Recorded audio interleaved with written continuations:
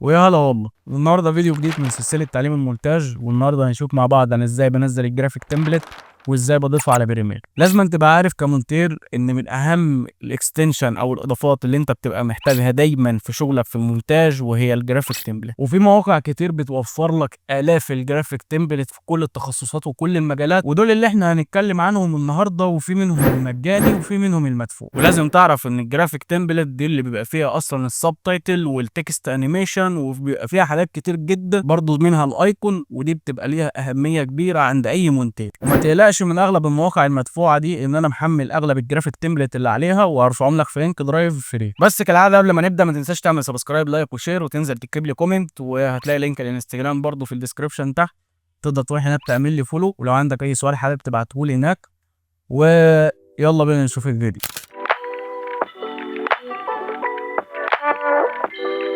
والموقع الاول اللي معانا هو ميكس كيت، وهو واحد من المواقع اللي هي بتبقى مجانيه بالكامل من غير اي اشتراكات ومن غير اي رسوم.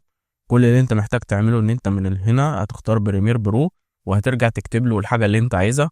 على سبيل المثال انا كتبت له تايتلز، فهننزل دي كل التايتلز اللي هو مطلعها لي. وطبعا بيبقى فيه تحت تاني زي ما انت شايف معاك لحد 12 صفحه. فبتبدأ ان انت مثلا وليكن الشكل ده عاجبك، بتبدأ ان انت تدوس عليه وبترجع تعمل له داونلود فري تمبلت، وبينزل معاك بشكل عادي خالص. وبعد ما بتدوس له داونلود فري تمبلت بينزل معاك، بيبقى ملف مضغوط بتفك من عليه الضغط. وانا برضو هوريكم في نفس الفيديو ده ازاي هنفك من عنه الضغط، وازاي بنرجع ندخله بريمير برو. الموقع التاني من شركة ادوبي، وفي حاجات بتبقى فري وفي حاجات طبعا بتبقى لازم ان انت تبقى مشترك في ادوبي عشان تقدر ان انت تحملها. فاحنا دلوقتي واقفين على اغلب الحاجات اللي هي بتبقى فري. فبتيجي هنا في السيرش وبتكتب له ان انت محتاج موشن جرافيك تمبلت، او اللي هي بيبقى اختصارها موجريت. بعد كده بتنزل بتشوف مثلا الجرافيك تمبلت اللي انت محتاجها، وبتعمل برضو ليها داونلود زي ما انت شايف. وبتنزل برضو بيبقى ملف مضغوط وبتفك عنه الضغط وبترجع تدخله بريمير. الموقع التالت ده وهو مش موقع، هو يعتبر اكستنشن اكتر. هو بتبقى بلجن اكستنشن بتحملها البريمير، واسمه اي اي جويس. وهو برضه هوريكم دلوقتي شكله على بريمير عامل ازاي، وايه الحاجات اللي انتم ممكن تلاقوها فيه واللي هتساعدكم برضه في المونتاج. الموقع الرابع واللي بالنسبه لي انا بقى كنز، واللي لازم فعلا لو انت شغال مثلا موشن جرافيك او شغال مونتاج، فانت لازم زي ما بتدفع اشتراك لبرامج ادوبي لازم فعلا تبقى مشترك في الموقع ده. ان مفيش اي حاجه انت هتحتاجها في شغلك مش هتلاقيها على الموقع ده. والموقع ده حرفيا كنز لأي موشن جرافيك أو أي فوتوغرافر أو أي فيديو إديتور أو أي مونتير. الموقع حرفيا عبارة عن موسوعة. فاشتراكه برضه يعتبر قريب من اشتراك أدوبي. فزي ما بتشترك في أدوبي فحرفيا لازم تبقى مشترك فيه. أنا مشترك فيه ومحمل أغلب الحاجات اللي عليه. وطبعا زي ما قلت لكم هسيب لكم اللينك بتاعه في الدرايف، أنا رافعه لكم درايف، وهسيب لكم اللينك في البايو تحت. ده موقع انفاتو. كل اللي انت بتبقى محتاج تعمله ان انت بتدخل هنا على قول، ومن هنا بتختار مثلا انت عايز فيديو ستوك ولا عايز فيديو تمبلت او ميوزك او ساوند افكت او جرافيك تمبلت. في حرفيا موسوعة. ده غير ان هو في برضو ايكون، وفي حاجات بتبقى 3D، في فونت، بيكون في برضو تونات اللي هي اللوت. هو حرفيا موسوعة، مفيش اي حاجة هتحتاجها مش هتلاقيها على انفات. الموقع الخامس وهو جومارود، ويا رب اكون نطقتها صح. هو موقع عبارة عن عامل زي جوجل درايف كده، بس في ناس بترفع عليه باكجات بتبقى فري، وفي ناس تانية بترفع باكجات بتبقى بفلوس. فانت بتدخل عليه بتشوف برضو اللي انت محتاجه، سواء محتاج لاتس او فونتس او محتاج ساوند افكت او محتاج باك جراوند.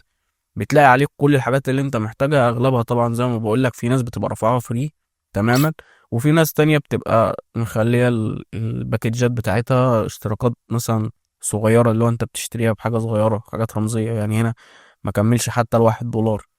فهتلاقي برضه حاجات كتير فري تقدر ان انت تنزلها، وهتساعدك برضه في المونتاج بتاعك. الموقع السادس واللي انا شخصيا بستخدمه واللي اي مونتير انا اعرفه بيستخدمه، وهو فلات ايكون. فلات ايكون ده بيبقى فيه برضه ايكون انيميشن، وبيبقى فيه ايكون عادية، وبيكون فيه ايكون ستيكرز. فهو برضو بيبقى موسوعة كاملة للايكون بتاعتك. اي حاجة هتحتاج منها ايكون هتلاقيها برضو هنا.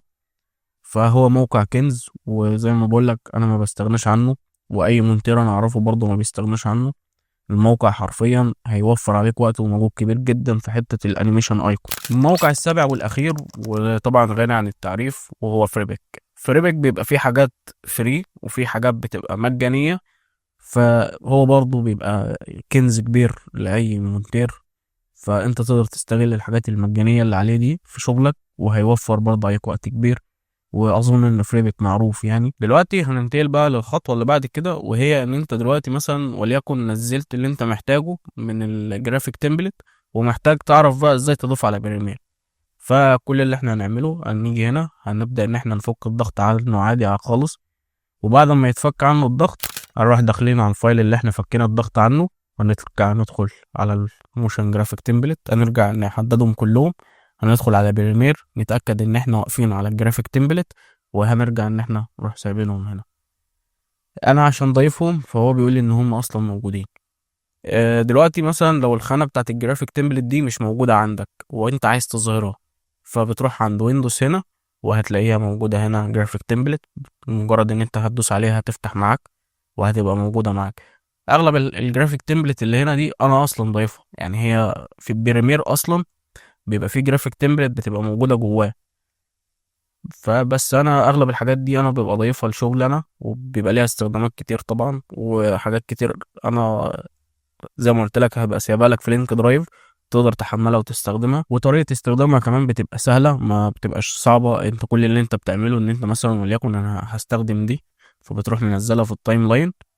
بمجرد ما بتحمل معاك بالشكل ده انت بتحددها، ترجع تدخل هنا يقول لك هنا الايمج، الصورة اللي انت هتحطها. فبتعمل سيلكت للصورة.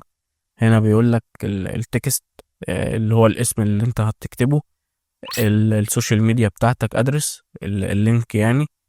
وده بيكون شكلها عامة. هي بتبقى ان واوت، فانت ما بتحتاجش ان انت تعمل اي حاجة. فهي بتبقى لذيذة، بتوفر عليك وقت ومجهود كبير. ما بتحتاجش ان انت تبقى محترف افتر افكت وتدخل تجيب تعمل انت التصاميم على افتر افكت، وترجع تعمل لها سيف جرافيك تمبلت عشان ترجع تضيف على بريمير وبتبقى لفة كبيرة. فالحاجات دي بتوفر عليك وقت ومجهود كبير، وبتوفر عليك ان انت تتعلم اصلا حاجات كتير في افتر افكت. نيجي بعد كده للبلجن اللي انا قلت لكم عليها، وهي بتاع اي. وهنا هنروح ويندوز اكستنشن، بعد كده نلاقيها اهي، هتكون معانا بالشكل ده. هي البلجن بتديك اتاحة فرصة ان انت تحمل 5 مرات فري، وبعد كده بتقدر ان انت برضو تشترك فيها. بس هي ميزة البلجن بصراحة ان هي فيها حاجات كتير جدا. يعني انت لو بصيت هنا على الباكجات اللي البلجن دي موفرها لك، من ساوند افكت ومن لاتس ومن ترانزيشن وحاجات كتير قوي وفيجوال، فهي تستحق طبعا، فاهمني. وتقدر تحملها انت وتجرب ال5 مرات الفري بتوعها، ولو عجبتك تقدر تشترك فيها. هي بلجن بصراحة لذيذة، وزي ما انت شايف هي موسوعة كاملة، وبتبقى موجودة على بريمير. فما بتحتاجش ان انت تفتح اي موقع، وما بتحتاجش ان انت تعمل اي حاجه. ودي كانت كل حاجه للنهارده، رب اكون قدرت افيدك واوصل لك المعلومه. ولو استفدت ما تنساش تعمل سبسكرايب لايك وشير، وتنزل تقول لي رايك تحت في كومنت. وما تنساش تروح على الانستجرام تعمل لي فولو، وهتلاقي هناك بنزل دايما ريلزات مختصره وسريعه تقدر تتعلم منها برضه وهتفيدك. واشوفكم على خير في الفيديو الجاي. سلام.